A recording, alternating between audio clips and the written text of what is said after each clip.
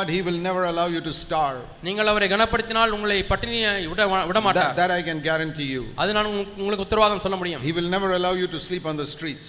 ஒரு காலம் தெருவிலே படுத்து தூங்குவதற்கு உங்களை அனுமதிக்க மாட்டார்.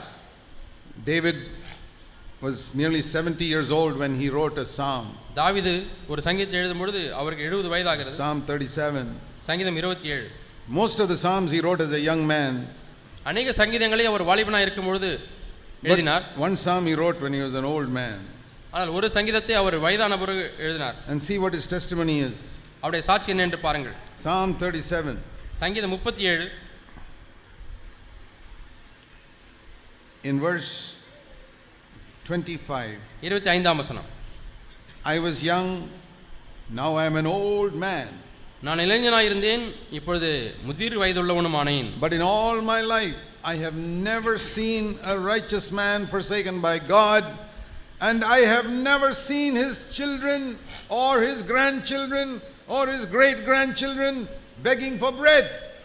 இப்பொழுது என் வாழ்நாள் முழுவதுமாக நீதிமான் கைவிடப்பட்டதையோ அல்லது அவன் சந்ததி அவனுடைய பிள்ளைகள் பேர பிள்ளைகள் கொள்ளு பேர பிள்ளைகள் அப்பத்துக்கு இறந்து திரிந்ததை பிச்சை எடுத்து திரிந்ததை நான் பார்த்ததே இல்லை. You know that if you honor God, God will bless even your grandchildren and great grandchildren. நீங்கள் மட்டும் தேவனை கனமணினால் தேவன் உங்களையும் உங்கள் பிள்ளைகளையும் உங்கள் பிள்ளைகளுடைய பிள்ளைகளையும் கொள்ளு பிள்ளைகளையும் அவர் ஆசீர்வதிப்பார். He is not saying that he will make them all millionaires. அவர்கள் எல்லாம் நான் லட்சாதிபதி ஆக்குவேன் என்று சொல்லவில்லை. If he makes them all multimillionaires, they may go away from God also. அவர்கள் எல்லாரும் லட்சாதிபதிகளாய் மாறினால் தேவனை விட்டு விலகி போய் விடுவார்கள். But he says none of them will beg for bread. ஆனால் அவர்களிலே ஒருவர் கூட அப்பத்துக்காக பிச்சை எடுப்பதில்லை. What does that mean in practical terms? நடைமுறையிலே அதனுடைய பொருள் என்ன? I'll tell you. நான் சொல்கிறேன். Today in India and in the world, இன்றைக்கு இந்திய தேசத்திலே உலகத்திலேயும், if I were to paraphrase that verse, இந்த வசனத்தை நான் சற்று விளக்கி சொன்னால், your children will get jobs. உடைய பிள்ளைகளுக்கு வேலை கிடைக்கும். Your grandchildren will get jobs. உடைய பேர பிள்ளைகளுக்கு வேலை கிடைக்கும். Your great grandchildren will get jobs. உடைய கொள்ளு பேரங்களுக்கு கொள்ளு பேர பிள்ளைகளுக்கு வேலை கிடைக்கும். That is the meaning of they will not beg for bread. அப்பத்துக்கு இறந்து திரிவதில்லை என்பதனுடைய பொருள் இதுதான். But are you happy with your children getting a job? உங்க பிள்ளைகளுக்கு வேலை கிடைச்சா அதிலே உங்களுக்கு சந்தோஷமா இருக்குமா? But they are living in sin. ஆனாலும் பாவத்திலே வாழ்ந்து கொண்டிருக்கிறார்கள். I say, Lord, what is the use of that? If you don't heal them from sin, what is the use they are getting the job? பாவத்திலிருந்து விடுதலை கிடைக்காத பட்சத்திலே வேலை கிடைத்து என்ன பிரயோஜனம்? I don't want this big house. I want healing from the cancer. எனக்கு இந்த பெரிய பங்களா வேண்டாம். எனக்கு என்னுடைய பிள்ளையினுடைய புற்று வியாதியிலிருந்து விடுதலை வேண்டும். Some of you are very happy when your children got jobs and they got good marriages. உங்களிலே சிலருக்கு உங்க பையனுக்கு நல்ல வேலை கிடைச்சிச்சுனா அவ்வளவு சந்தோஷம். கல்யாணம் ஆயிடுச்சுனா ரொம்ப சந்தோஷம். That is your main prayer. Lord, please give them good jobs and give them good marriage partners. உங்களுடைய பிரதானமான ஜெபமே ஆண்டவரே எப்படியாவது என் பையனுக்கு வேலை கிடைக்கட்டும், பெண்ணுக்கு வேலை கிடைக்கட்டும், நல்ல மாப்பிள்ளை கிடைக்கட்டும், நல்ல பொண்ணு கிடைக்கட்டும். இதான் உங்களுக்கு பிரதானமான ஜெபமா இருக்குது. That's all good. அது நல்லதுதான். But compare how many prayers you pray for that with how many prayers you pray for, Lord, please free my children from sin in their life. ஆனால் நீங்கள் எத்தனை ஜெபங்களை இந்த வேலைக்காகவும் ஜெபிக்கிறீர்கள், எத்தனை ஜெபத்தை ஆண்டவரே என்னுடைய பாவத்திலிருந்து விடுதலையாக்குமே ஜெபிக்கிறீர்கள், உங்கள் பிள்ளைகளுடைய பாவத்திலிருந்து விடுதலையாக்க வேண்டும் என்று ஜெபிக்கிறீர்கள். That shows how much you love your children. அது எதை காண்பிக்கிறது என்று சொன்னால் எந்த அளவுக்கு நீங்கள் பிள்ளைகளை நீங்கள் நேசிக்கிறீர்கள். Every godless atheist wants his children to have good marriages and good jobs. தேவனற்ற நாத்திகன் ஒவ்வொருவனும் தன்னுடைய பிள்ளைக்காக நல்ல வேலை கிடைக்க வேண்டும், நல்ல மாப்பிள்ளை பெண் கிடைக்க வேண்டும் என்று விரும்புகிறான். The prayers of Christians are just like those atheists. இன்றைக்கு கிறிஸ்தவருடைய ஜெபமும் அந்த நாத்திகருடைய விருப்பத்தை போலவே தான் இருக்கிறது. That shows the parents themselves have not seen how serious sin is. இது எதை காண்பிக்கிறது என்று சொன்னால் பெற்றோர்களே பாவத்தினுடைய சீரியஸ்னஸை பார்க்காமல் இருக்கிறார்கள். What does the Bible say? வேதம் என்ன சொல்கிறது? Jesus died on the cross so that we can all have good houses. நல்ல வீடு கிடைக்கும்படியாக இயேசு சிலுவையில் மரித்தார் என்று சொல்லுகிறதா? He died on the cross so that we can all get good jobs. நல்ல வேலை கிடைக்கும்படியாக இயேசு நமக்காக சிலுவையில் மரித்தார் என்று சொல்லப்பட்டிருக்கிறதா? இல்லை. Christ died not even to heal us from our sicknesses. நம்முடைய வியாதியிலிருந்து குணமாக்கும்படியாக கூட இயேசு மரிக்கவில்லை. He died to save us from our sin. நம்முடைய பாவங்களிலிருந்து நம்மை விடுதலையாக்கும்படியாக இயேசு மரித்தார். Do you think if the only problem that man had on the earth was not there was no good housing, God would have sent his son to the earth to die? மனுஷனுக்கு நல்ல வீடு இல்லாதபடினாலே தான் பிதாவாகிய தேவன் தம்முடைய குமாரனை இந்த பூமிக்கு மரிக்கும்படியாக அனுப்பினார் என்று நினைக்கிறீர்களா? No. God would not have sent his son if man's only problem is he doesn't have good houses. மனிதனுடைய முழு பிரச்சனையுமே வீடு இல்லாத பிரச்சனை என்று சொன்னால் கண்டிப்பாக தேவன் தம்முடைய குமாரனை இந்த உலகத்துக்கு அனுப்பி இருந்திருக்க மாட்டார். No, God did not send his son to give our children good marriages. நம்முடைய பிள்ளைகளுக்கு நல்ல திருமணமாகும்படியாக பிதாவானவர் குமாரனை இந்த பூமிக்கு அனுப்பவில்லை. Those are all the bonus. இவைகளெல்லாம் ஊக்கத்தொகை. Like in a factory you get salary every month and then at the end of the year you get a bonus. நீங்கள் ஒரு கம்பெனியில் வேலை செய்து கொண்டிருந்தால் உங்களுக்கு மாத சம்பளம் கிடைக்கும். ஆனால் அந்த சம்பளத்தோடு கூட உங்களுக்கு போனஸும் கிடைக்கும். That means they may give you 1 month's salary at the end of the year free. அந்த ஒரு மாத சம்பளத்தை உங்களுக்கு போனஸாக கொடுப்பார்கள் இலவசமாய். But how many people will work in a factory if they say we'll give you no salary, we'll give you 1 month's bonus at the end of the year? வருஷம் முழுசும் நீங்க வேலை செஞ்சீங்கன்னா மாசம் சம்பளம் கிடையாது, ஆனா வருஷத்துக்கு ஒரு முறை கொடுக்கக்கூடிய போனஸ் மட்டும் கொடுக்கறோம்னா எத்தனை பேர் வேலைக்கு போவீங்க? Will you take a job in a factory like that? அப்படிப்பட்ட கம்பெனில வேலைக்கு சேருவீர்களா? No. இல்லை. So in the Christian life, what is the salary and what is the bonus? கிறிஸ்தவ வாழ்க்கை என்று வரும்போது சம்பளம் என்பது என்ன, போனஸ் என்பது என்ன? What does God give us? தேவன் நமக்கு என்ன தருகிறார்? Salary is being free from sin. சம்பளம் என்பது பாவத்திலிருந்து விடுதலை ஆவது.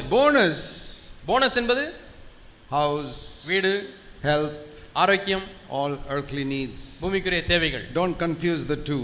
இரண்டையும் நீங்கள் குழப்பிக் கொள்ள வேண்டாம். We have to see very clearly in our eyes the most important thing for me and for my children is to be free from sin. எனக்கும் என்னுடைய பிள்ளைகளுக்கும் இருக்கக்கூடிய முக்கியமான விஷயம் என்னவென்றால் பாவத்திலிருந்து விடுதலையாக வேண்டும் என்பதை பார்ப்பதற்கு நம்முடைய கண் தெளிவாய் இருக்க வேண்டும். And we have to teach them that from childhood. சிறு பிள்ளைகளா இருக்கும் பொழுதிலிருந்தே நாம் அவர்களுக்கு போதிக்க வேண்டும். Even in the schools now there's so much of corruption. இன்றைக்கு பள்ளியிலே போனாலும் எவ்வளவோ தீமை காணப்படுகிறது. All the children are cheating in their examinations. எல்லா பிள்ளைகளும் பரீட்சை வரும்போது copy அடிக்கிறார்கள். So we have to teach our children, you must never cheat. ஒரு காலம் நீ காப்பி அடிக்க கூடாது என்று நாம் பிள்ளைகளுக்கு சொல்ல வேண்டும். You must not look at somebody else's paper, you must not show your paper to somebody else. நீ வேற ஒருத்தருடைய பேப்பரை பார்த்து எழுத கூடாது, உன் பேப்பரை இன்னொருத்தன் பார்த்து எழுதுவதற்கு கொடுக்க கூடாது என்று சொல்ல வேண்டும்.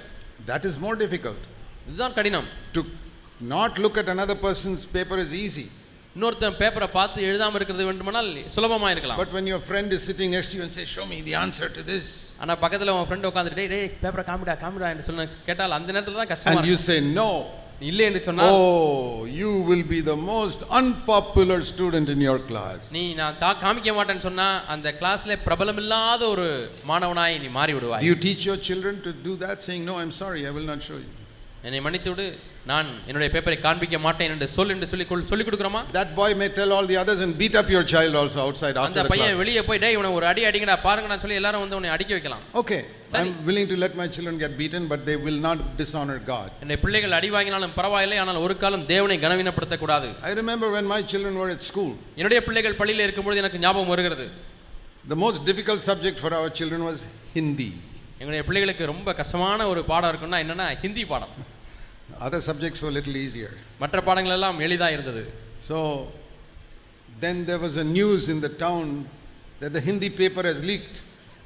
அங்க திடீர்னு ஹிந்தி பரீட்சைக்கு வரக்கூடிய கேள்வித்தாள் அங்கே இருக்கிறது என்று சொல்லி ஒரு செய்தி பரவியது வந்து விட்டது என்று. That if you pay so much money you can get this Hindi paper. இவ்வளவு பணத்தை நீங்க கொடுத்தீங்கன்னா ஹிந்தி பரீட்சையினுடைய கேள்வித்தாளை நீங்க வாங்கி கொள்ளலாம் என்று செய்தி பரவியது. So I told my children, என் பிள்ளைகளை பார்த்து சொன்னேன், even if somebody gives me the Hindi paper free I will not show it to you before the exam. எனக்கு யாராவது அந்த கேள்வித்தாளை இலவசமா எனக்கு கொடுத்தாலும் கூட தேர்வுக்கு முன்பாக நான் அதை காண்பிக்க மாட்டேன் என்று சொன்னேன். What a bad father I am, I will not show the question paper to my children. என்ன கெட்ட தகப்பன் நான், கேள்வித்தாளே முன்னாடி என் கையில கிடைத்து விட்டது, ஆனா பிள்ளைகளுக்கு நான் காமிக்க மாட்டேன். Because I don't want my children to pass in Hindi, I want them to pass in life.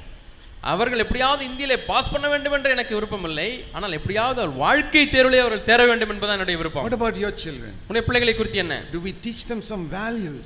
அவர்களுக்கு சில மதிப்பீடுகளை சொல்லிக் கொடுக்கிறோமா? Would Jesus cheat in an examination? இயேசு பரீட்சையிலே காப்பி அடிப்பாரா? No. இல்லை. Then neither must we cheat in an examination. ஆகவே என்னுடைய பிள்ளைகளும் பரீட்சையிலே copy அடிக்க கூடாது. Will Jesus show his answer paper to the next person? இயேசு பதிலை எழுதி அடுத்த ஆளுக்கு காமிப்பாரா? No. இல்லை. He may help him before the examination. பரீட்சைக்கு முன்னாடி வேணால் போய் சொல்லிக் கொடுப்பார். But after the during the examination, no. ஆனால் பரீட்சை நேரத்திலே இல்லை. See, our Christianity is tested in all these little things. இந்த சிறு சிறு காரியங்களிலே தான் நம்முடைய கிறிஸ்தவம் சோதிக்கப்படுகிறது. To go and give money to somebody saying, please give my son this job and don't select the other people. வேறு ஒருவன் ஒரு வேலைக்கு தேர்வு ஆகி இருக்கிறது, நீங்கள் போய் பணத்தை கொடுத்து அவனுக்கு கொடுக்காதீங்க, அந்த ஆர்டரை என் பையனுக்கு கொடுத்துருங்கன்னு சொல்லி நீங்க பணத்தை கொடுக்குறீங்க. What is that? Do you think Jesus would do that?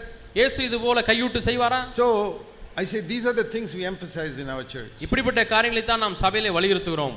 Our children will not beg for bread. நம்முடைய பிள்ளைகள் ஒரு காலம் அப்பத்துக்காக பிச்சை எடுப்பதில்லை. If you are righteous, நீங்கள் நீதிமானாய் இருந்தால், you can be sure in 6,000 years God has always honored the righteous and their descendants. 6000 ஆண்டுகளாக ஆண்டவர் எப்பொழுதுமே நீதிமானை கனம் பண்ணி இருக்கிறார்.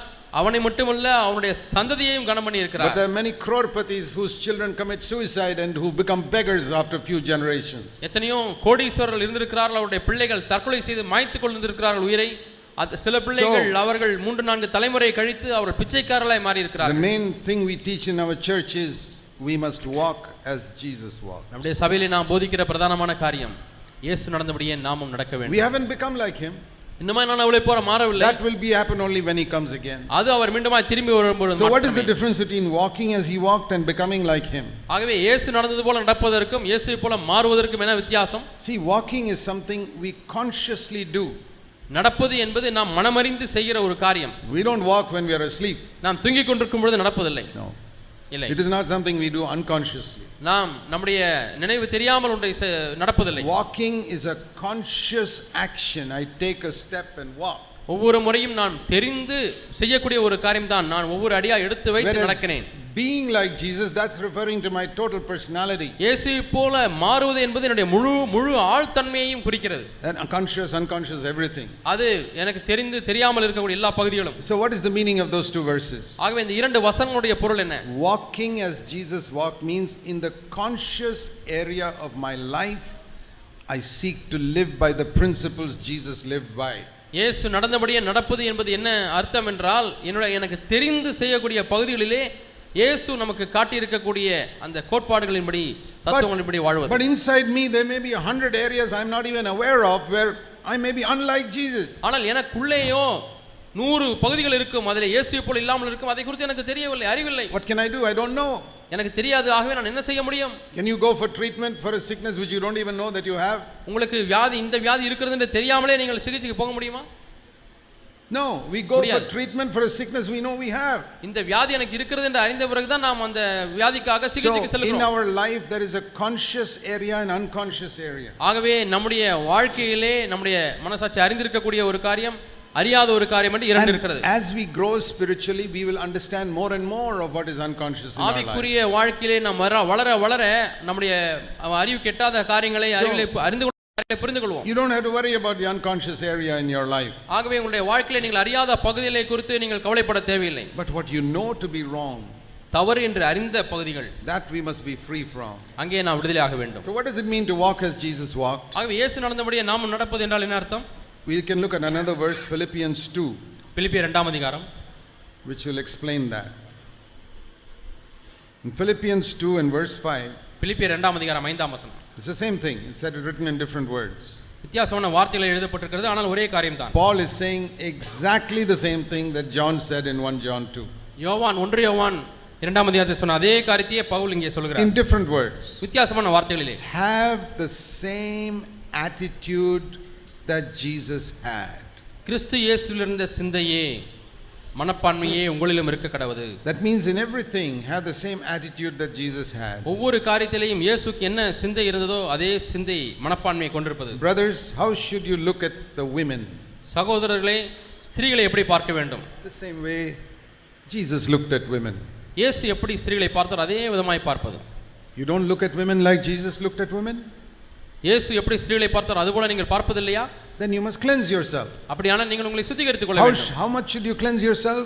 எவ்வளவு தூரம் நீங்கள் சுத்திகரித்துக் கொள்ள வேண்டும்? Until you can look at every sister and every woman just like Jesus looked at them. ஒவ்வொரு சகோதரியையும் ஒவ்வொரு ஸ்திரீயையும் இயேசு எப்படி பார்த்தார் அதே போல பார்க்கும் வரைக்கும் உங்களை நீங்கள் சுத்திகரித்துக் கொண்டே இருக்க வேண்டும். Cleanse your vision continuously. உங்களுடைய பார்வையை தரிசனத்தை தொடர்ந்து சுத்திகரித்துக் கொண்டே இருங்கள். And more your eyes become purer and purer. அப்படி உங்கள் பார்வையை சுத்திகரிக்க உங்களுடைய கண்கள் இன்னுமாய் பரிசுத்தமாய் கொண்டே இருக்கும். And when our eyes become purer, நம்முடைய கண்கள் தூய்மையாகும் பொழுது our heart also gets a clearer vision of Jesus Christ. நம்முடைய இருதயத்திலேயும் கூட இயேசுவை குறித்து தெளிவான ஒரு தரிசனத்தை நாம் பெறுகிறோம்.